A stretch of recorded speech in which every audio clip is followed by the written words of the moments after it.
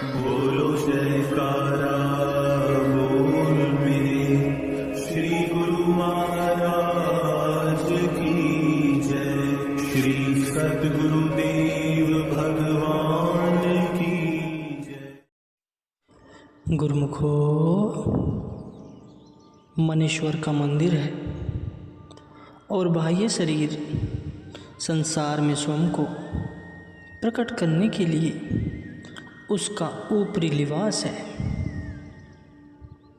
नाम श्वास श्वास में समाया हुआ है। यदि कोई इस नाम में लवलीन हो जाए तो उसका बार बार जन्म नहीं होता, अर्थात वह जन्म मरण के बंधन से मुक्त हो जाता है। भक्त अपने मालिक को सैकड़ों हजारों नामों से पुकारते हैं।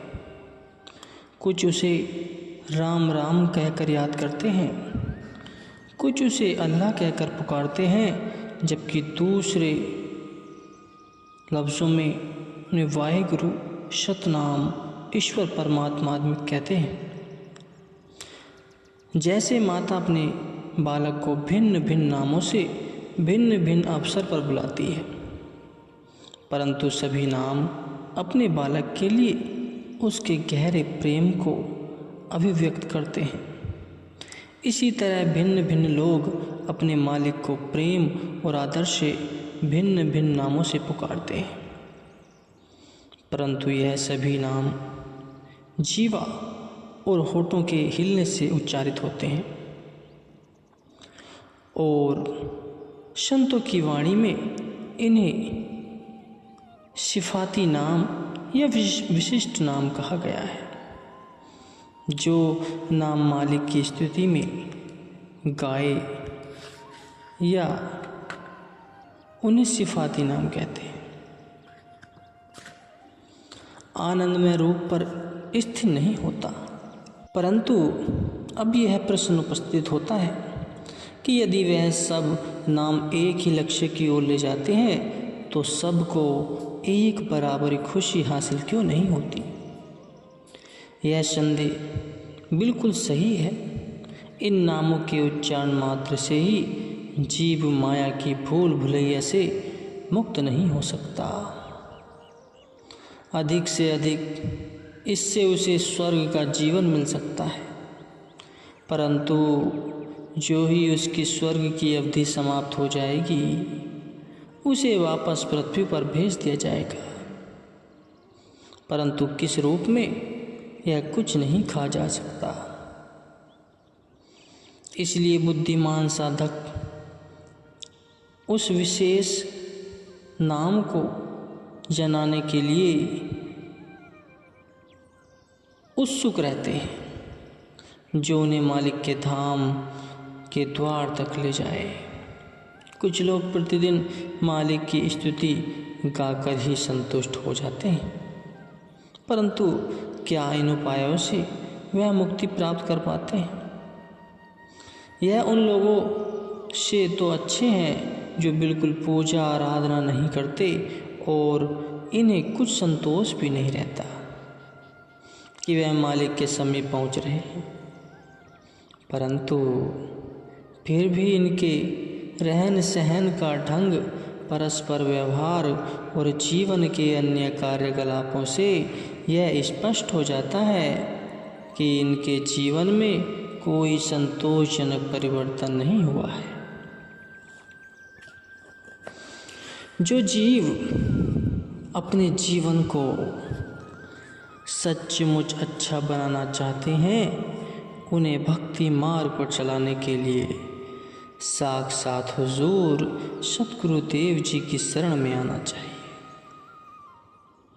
सच्चा नाम तो बहुत ही विरले लोग जानते हैं। यह एक ऐसा गुप्त रहस्य है जो पूर्ण सतगुरु के हृदय में गुप्त रहता है और केवल उन्हीं को बताया जाता है जो उनकी शरण में आकर विनय पूर्वक प्रार्थना करते हैं। प्राय लोग यह कहते हैं कि कि धार्मिक जीवन बिताने, व्रत आदि रखने, तीर्थ स्थानों का भ्रमण करने, पवित्र नदियों में स्नान करने और उदारतापूर्वक दान देने के बावजूद भी उन्हें आनंद और मानसिक शांति प्राप्त नहीं होती। मन सुख की खोज में इधर उधर भागता हुआ चलायमान रहता है और मालिक के आनंदमय रूप पर स्थित नहीं होता। भौतिक जगत की सभी सुख सुविधाएं उनके पास बहुतायत में होते हुए भी भीतरी आनंद जिसका संत अपने उपदेशों में प्राय उल्लेख करते हैं का वे कभी स्वयं स्वादन नहीं कर पाते।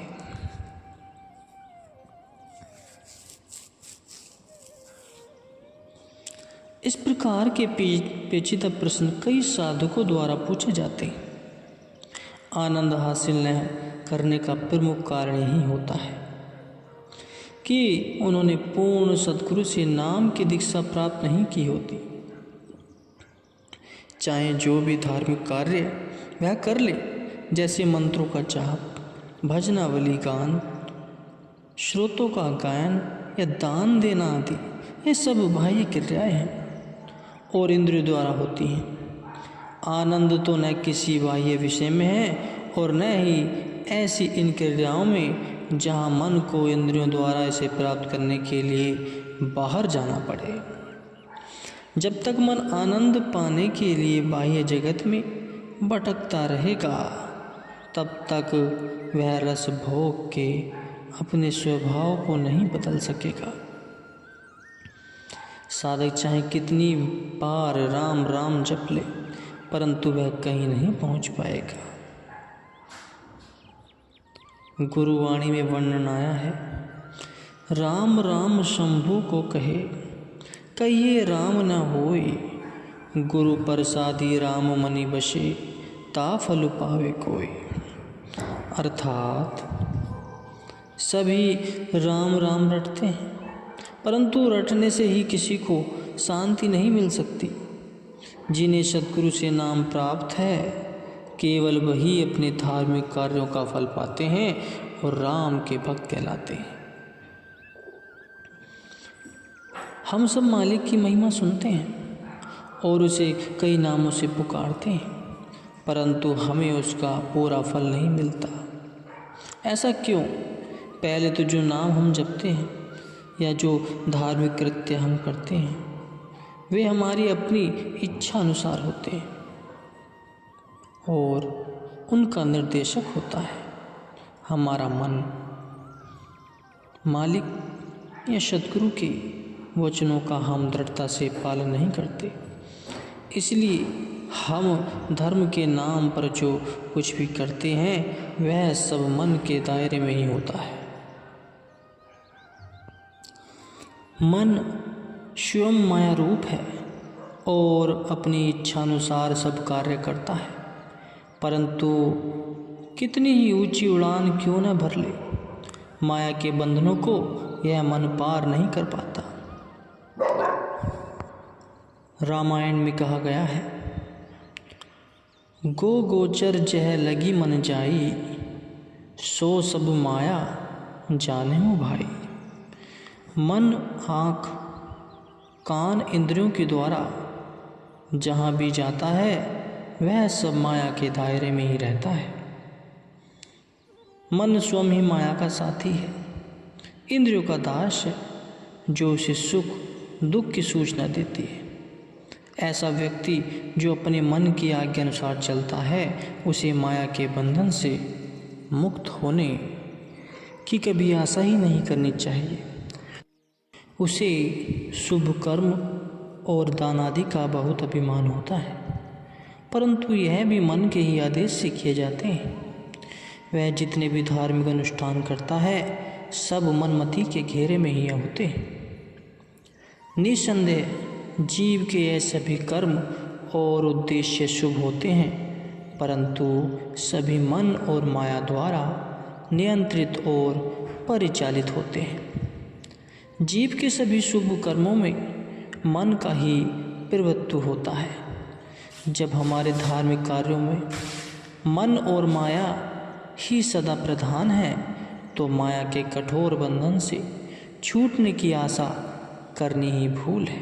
मन के आदेशानुसार किए गए शुभ कर्मों का अधिक से अधिक यह फल मिल जाता है कि स्वर्ग लोक का जीवन प्राप्त हो जाता है, परंतु वह भी बहुत विरले लोगों को। फिर भी वह आत्माएं मुक्त नहीं होती, क्योंकि स्वर्ग और नरक भी दोनों माया की ही श्रेणी में हैं।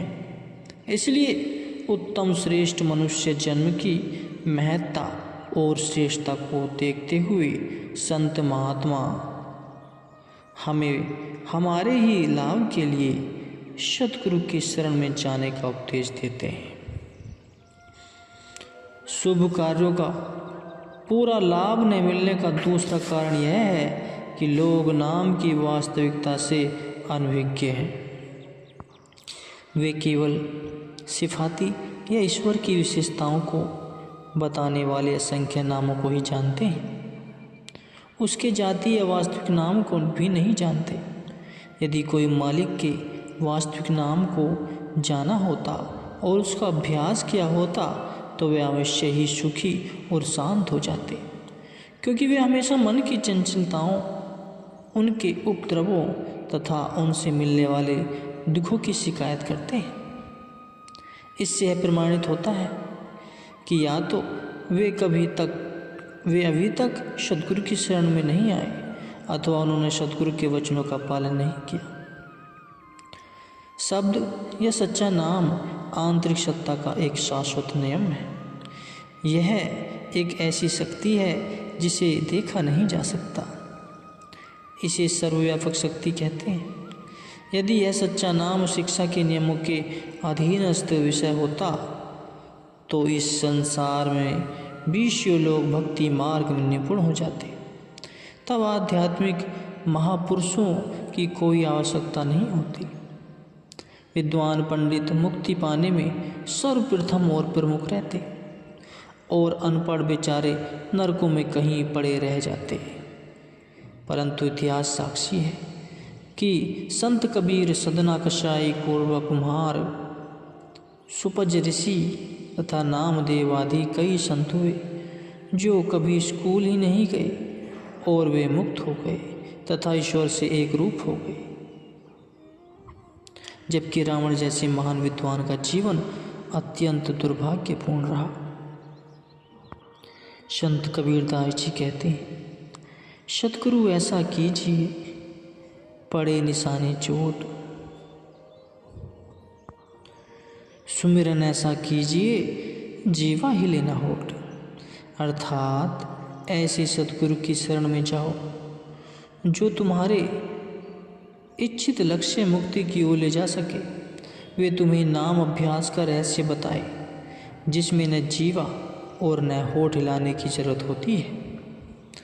लोग नाम के रहस्य को जानने के लिए किन्हीं विद्वान पंडितों को ढूंढते फिरते हैं, क्योंकि उनकी धारणा यह होती है कि साधु व संत वही है जो वेदों और अन्य ग्रंथों का अच्छा ज्ञाता हो।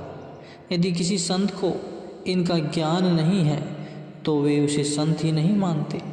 यह एक भ्रांत धारणा है जो आमतौर पर लोगों के बीच फैली हुई है।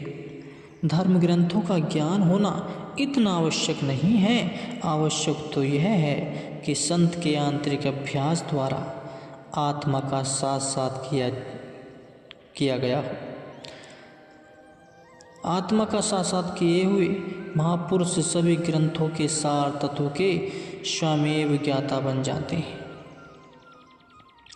चाहे उन्होंने किसी विद्यालय या शैक्षणिक संस्था से उनका अध्ययन नहीं किया होता।